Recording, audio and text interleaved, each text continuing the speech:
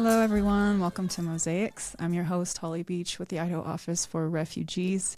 The whole goal of this podcast, if you're just joining us, is to highlight the many different stories that make Idaho what it is. People from many different backgrounds, cultures, life experiences. So thanks for joining us today for a conversation with Andrea Schmutz.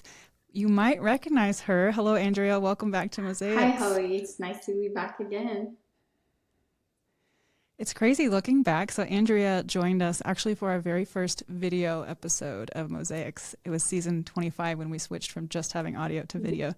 And that was back in December 13, 2023 now. Yeah. So it's been a little bit of time, and I'm really glad we were able to reconnect and get to hear about your life updates today and all the good work that you're continuing to do. So thanks for being back.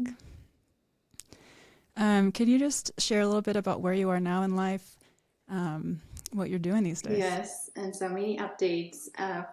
The most recent one, I was crowned as Miss Idaho for America Strong 2 months ago in Boise. Congratulations. Thank you. And I'm currently a second-year PhD student at the University of Idaho, and my program is educational leadership. And currently, I'm doing a research article on the perceptions of immigrant women in Idaho about advanced degree. Yeah, last time we talked, you were teaching at the university there in Pocatello, and you had founded Empowering Immigrant Women. You were doing a lot of great work in the community through your organization. So since we last talked, you're now a PhD student. Yes, congratulations. That's really exciting. And, you know, your platform you were sharing with me with Miss Idaho for America Strong, which I didn't even know was a thing actually until you let me know. So congratulations. That's very cool to know you're representing Idaho. So through that, you have a platform which is Education Beyond Boundaries, supporting immigrant women in education. And you yourself have some personal life experience of what it's like to be an immigrant woman in higher ed. Can you share a little bit about that? Yes, and so I became a single parent 2 years, I think it's going to be 3 years now. And I look back on it, I already have a master's degree. And so having an advanced degree already, I was able to get a job that pays higher and then just working just a few hours so I can spend more time with my daughter. And so with my advanced degree, I was able to get a job working for an institution, a higher ed institution. And so hence my platform for Miss Idaho for America Strong is called Education Beyond Boundaries, which encourages immigrant women and single mothers to get a formal education so they can help themselves in whatever circumstances they might find themselves in. I think that's a really important platform. I'm glad that you're focusing on that. And for anyone that maybe missed your episode before, can you share how it came about that you moved to the US and where your background is? I was born and raised in the Philippines. I moved here when I was 18. I did an undergrad here at BYU and then my master's degree at University of Utah, both in political science and international relations. And that's how my journey from the Philippines to the United States. And what kind of things, you know, now when you're working with other women who are new Americans, who maybe are single parents facing transitions in their life, maybe they're newly single parents, what kind of themes are you noticing or ways that you all are supporting each other? And so I've met a lot of single mothers, and a lot of them are also not immigrants. Some of them are also being born and raised here in the United States. But there is a big common, not thread, but big common experiences that I've noticed that single moms have experienced, regardless of your citizen, regardless where you're from. I think the number one is childcare responsibility, family obligations. And so I'm always needing help with my daughter because I'm, like, as I mentioned before, I'm a PhD student. I'm Miss Idaho for America Strong. I have a community group. And so asking for help is very important to me. And so having that support is really needed. And then the second one, of course, financial constraints. And so, because as a single parent, your income is already one income, right? Instead of, if you're married, you have two incomes and you can support each other. But now it's quite difficult, right, to gather more money. And so that can be another obstacle that I've noticed, or for me. And the third one is it can be pretty lonely sometimes because there are events that I wanted to go, but just like I mentioned, I can't go because I have to take care of my daughter, or I have to go somewhere, but oh, I cannot do it because no one will watch her, or if I ask someone to watch her, I have to pay childcare. And so everything is all connected. Mm-hmm. And as someone whose family is in another country, you also don't have maybe the same kind of community safety net that you would have had otherwise, with the parents and grandparents and cousins and siblings, just the nature of living in a different place. What's that been like in your life? So for me, yes, it is quite difficult because my parents and all of my siblings, they do not live close to me. They live in the Philippines, and then my sister lives in Hawaii. And so, yes, I do. I don't have that support system, and so I rely on my former in-laws. And thank goodness we are really in good terms. And so, my former mother-in-law, or I still call her mom, she would come once a Mm-hmm. week to help me take care of my daughter, whether it's piano lesson or taking care of her while I have school, where I have classes. And so it is quite difficult if you don't have any family members close by. You mentioned to me when we were talking earlier that your mother-in-law came to your citizenship ceremony. Can you share more about that Yes, experience? so it was in Boise, and my grandma, who lives in New York, she was already here, so she came along with my mother-in-law and and my daughter. So there were three of us, and my mother-in-law, she's been a U.S. citizen her whole life, and so when she attended my citizenship, it kind of gave her sense of, like, it's such a great experience for her because she didn't get that, and made her proud to be an American. And and so it was really a good experience for everyone in the room. That was recently, right? Was that just last winter that you had that ceremony? I think it was 2 years ago. Oh, 2 years ago. Okay, so since we last Yes. talked, well, congratulations on that exciting development. I'm so Mhm. thankful that you were able to do that. What did it feel different for you, like before and after? Can you describe what you were thinking or going I through? remember there was a sign like we have to raise your hands, and there was like you have to defend the Constitution of the United States. You have to defend when there's a war. You have to do this, and then it's like, wow, it's like I have to do a lot of things, and also it just made me proud to be an American because I've been here for quite a long time. And for me, voting was very important to me, to exercise my voting rights. And I was not able to do that for 12 years while I was here. And so having that citizenship, I was so happy because finally I could say, like, I could vote. Yeah, that's big. And I agree with your mother in law that if it's something you're just used to, it can be very powerful to see somebody else feel that belonging and then those rights and responsibilities as well. So that's great. That I'm so thankful for you to have that experience.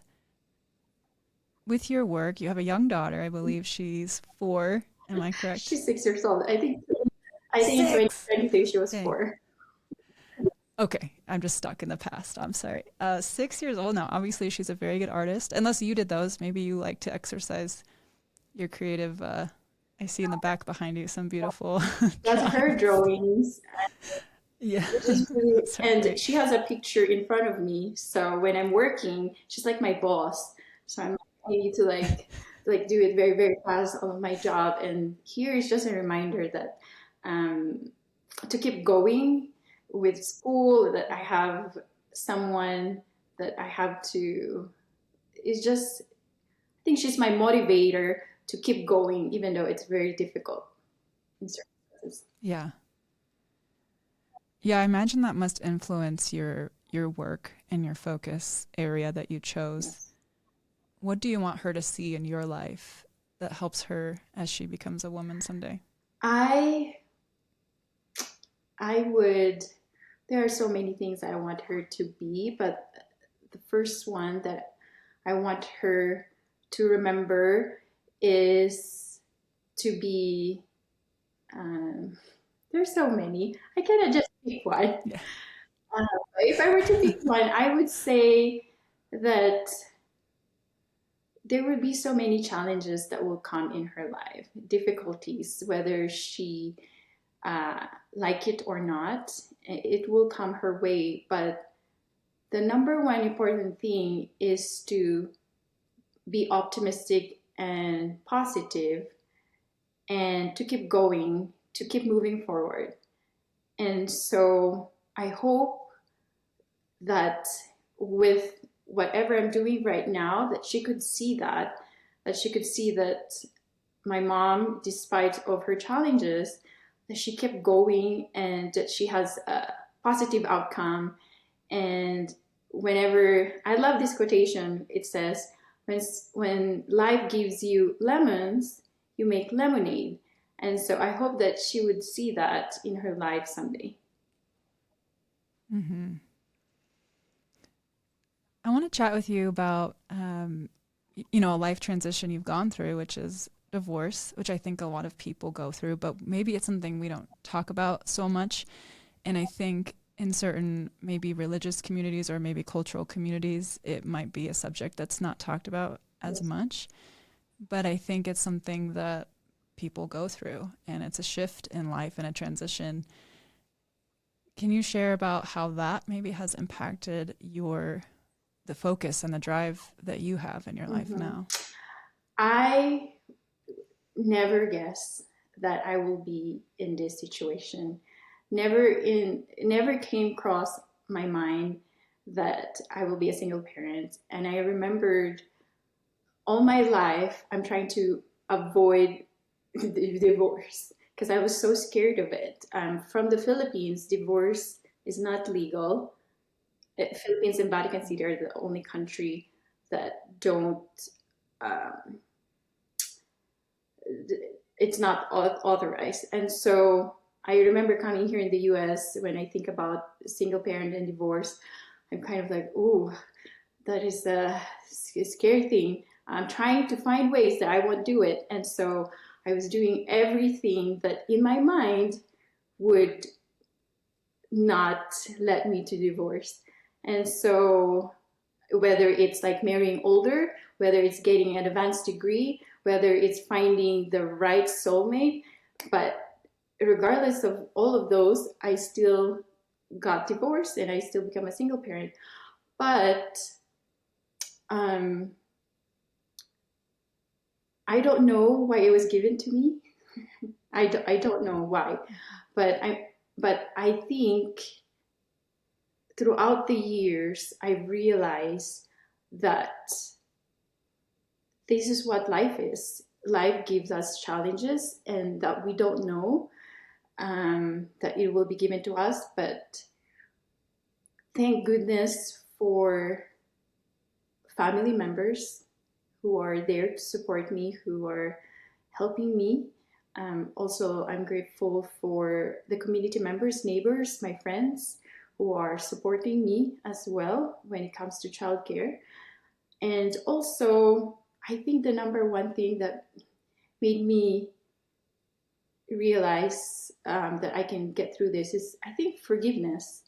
I think forgiveness to myself and forgiveness to for my former spouse, that both of us, that regardless that it didn't work out, we still had good memories together, and that I'm going to keep moving forward, and I will um, make peace with it. And I'm doing this because of my daughter. I want her to see that um, that despite of raising raising her as a single parent, that we can make it work. That she will be okay.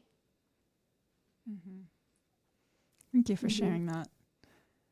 I can imagine people could feel lonely in it if you don't feel like there's a safe space to talk about it or to be with other people that have a similar experience. And I imagine what you're doing with not only empowering immigrant women, but your education beyond boundaries with the practical help that you're giving people. I imagine there's also that community Mm-hmm.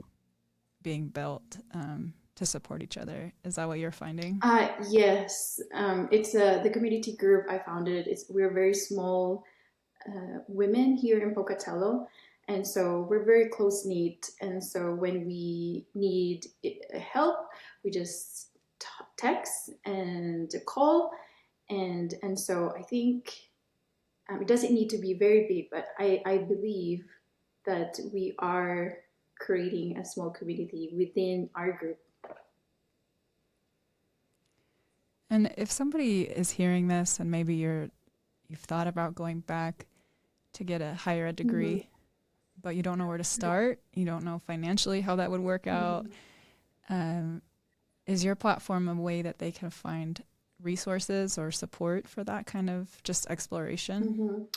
And so my platform, Education Beyond Boundaries, is encouraging this the immigrant women and single mothers to get a formal education.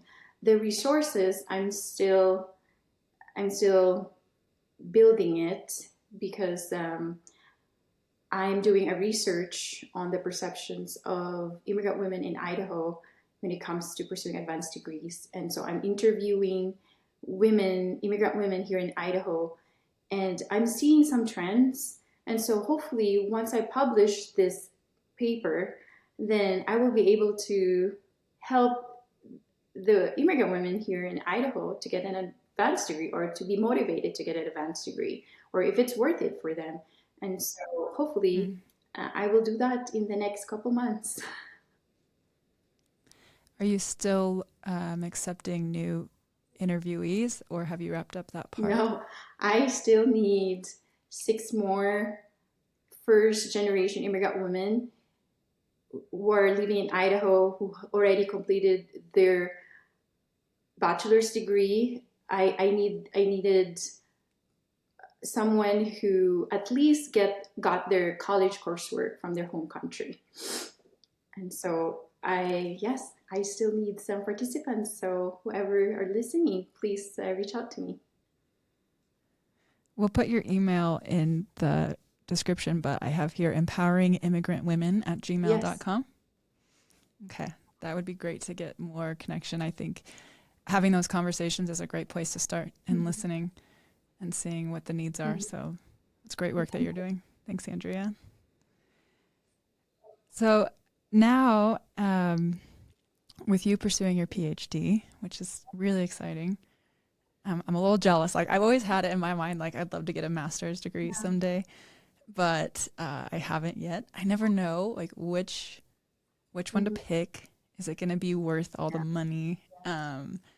Is it going to be what I want to keep pursuing, or is it just something that interests me now and it's going to be like a passion project that costs a lot of money that doesn't actually help me? But I do still have Mm-hmm. this goal. I loved going to school Mm-hmm. before, and it was nice before because you were just a college kid. You didn't have to try to Mm-hmm. balance work and school at the same time.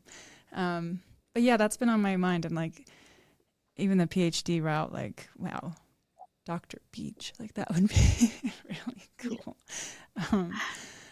I don't know. Yeah. Do you see people that are, interested in it, but it's just not sure how to go about the next step. Yes, and so I think you're right. You don't want to get into a lot of debt in getting an advanced degree, and you don't want to do that in a wrong purpose. Like, well, I just want to have a doctor title, and so I'm going to do my PhD. Like, Not that work. will not work. Or you could just, those two things will not work. I think number one, I think we need to look like what's my goal? My goal is to be a professor someday. Well, if I want to be a professor someday, what are the requirements? Well, you need to have a PhD to be a professor. Okay, so you look on that one, right? And then see if an advanced degree is needed. Because if not, I don't think it's worth the time, the money, and the effort. And so I think that's very important, number one.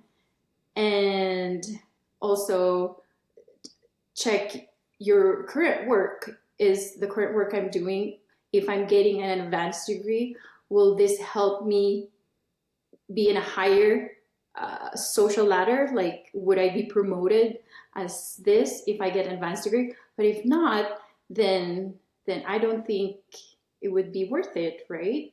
And so it just depends on the people, on yourself. Like, what's your goal? And for me, I want to be a professor, so PhD is what I needed. And if professor will not work, then I would like to be a researcher, and a researcher to have a Mm, PhD. yeah.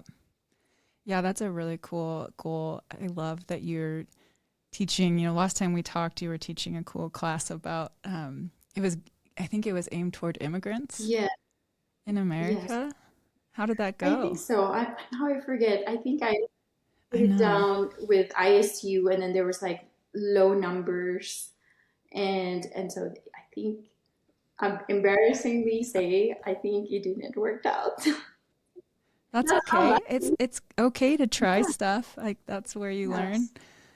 Yes. What do you hope to teach after you get your doctorate? Well, it would probably be within the educational department, so Department of Education. So right now I'm teaching peace and conflict, and Mm, how to teach students peace, or how to do conflict in a collaborative way. And so yeah. within that department. When you say peace and conflict, are you talking Mhm. about interpersonal or like global stuff? Yes, so the peace and conflict class, it talks about you as a person, how to approach conflict in a Oh, collaborative way in your personal life, in your relationships, and also in the world, around the world, in a global context. do you think that is something people come in kind of having some knowledge or skills with, or is it something that people are being introduced to and like newly practicing? Oh, the class? Like the conflict piece, I feel like maybe we're not as good at handling conflict these days, but maybe that's just like me getting old and curmudgeon-y. I don't know. What are you observing? I think the class, everyone can take it. It's an investment in both your personal growth and professional success, because conflict is an inevitable part of life, whether in the workplace, at home, or within communities. And so, whether you're a teacher, manager, parent, friend, and the ability to communicate clearly and seek resolution rather than contention will strengthen your relationships and enhance your ability to lead. And so I think the class is really helpful for everyone. Yeah. Maybe you'll see my face on the Zoom call, one of your classes. No, I think it's a very good topic. I think. I find that like conflict reminds me of like money management. And, we go through school growing up and we take all these classes, but I feel like these subjects that are really like prevalent in your adult life aren't always, maybe they're expected just to be taught at home, but they're not part of the curriculum. And I think conflict, the older I get, the more I realize how much work I have to do to be good at conflict, because my go-to is like avoid. Mm, And so to actually face it and be direct and be honest with myself, yes.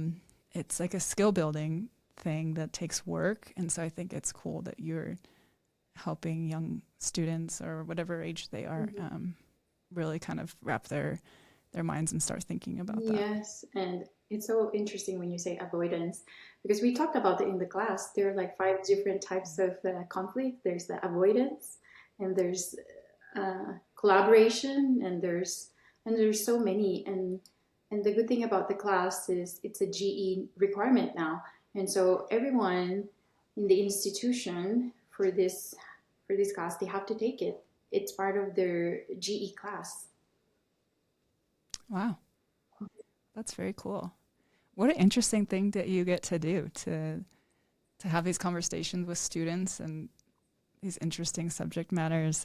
Seems like you picked a very good path for yourself that you're pursuing. I hope so. In theory,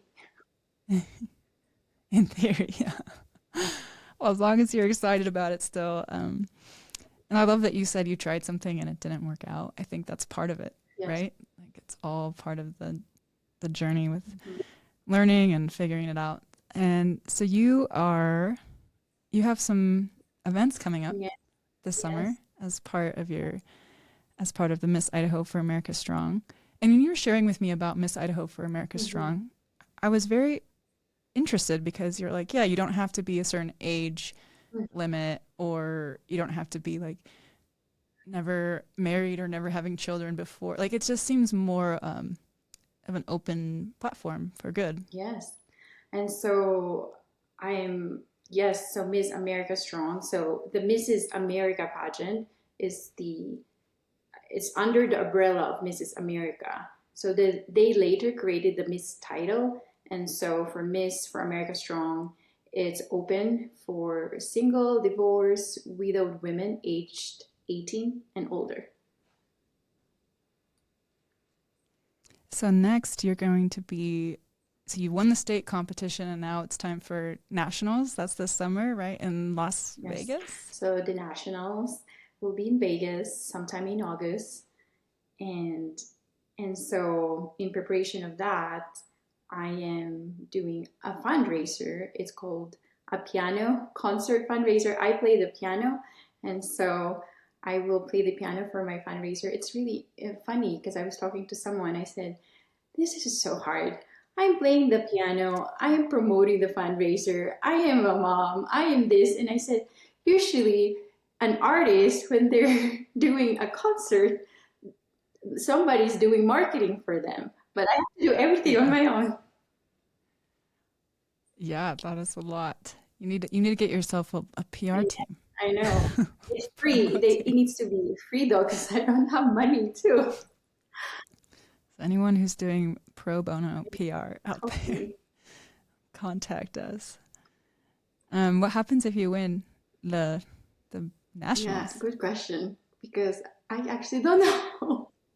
It's like $1 million So or no? I still need to reach out to my directors. I think we're gonna have a Zoom call, and I will find out what will happen. Like, what are the free stuff I'm gonna get. But I think my first reason why I joined this is to be a voice for the Mm. immigrant women and single moms in Idaho. I think that was my first purpose. And so I wasn't thinking about, oh, I'm gonna get some money or I'm gonna get all this free makeup. I don't think that was like in my radar. I think being the voice and and just empowering women, I think was my number one goal. You're a much better human than me. No, I was mostly thinking like, do they support that platform? After, you know what I mean? Like, will you get some more resources behind it, or a spotlight on it? I think that's really cool to be that I think voice. so. I believe so. There, That's why I'm excited about that. In August, when I get to Vegas, I will use my platform to talk to the judges about what I'm doing here in Idaho and how I'm able to use my platform in the national level. And I'm going to talk to the women. So there are 51 contestants. So I'm excited to share my platform to them as well. That is really exciting. You'll have to send me a link. I want to see your portion. That's very cool. Your fundraiser is coming up. It's on our community calendar at idahorefugees.org. I believe it's in Pocatello, correct? What? Idaho Falls? Oh, that's right. That's right. Idaho Falls. So if you're in the Idaho Falls area, which day is it on? May 30 at 11 a.m. Okay. So yeah, check out our calendar. You can see that on there and support Andrea. Even if you can't go, there's ways to support her in this great work that you're doing.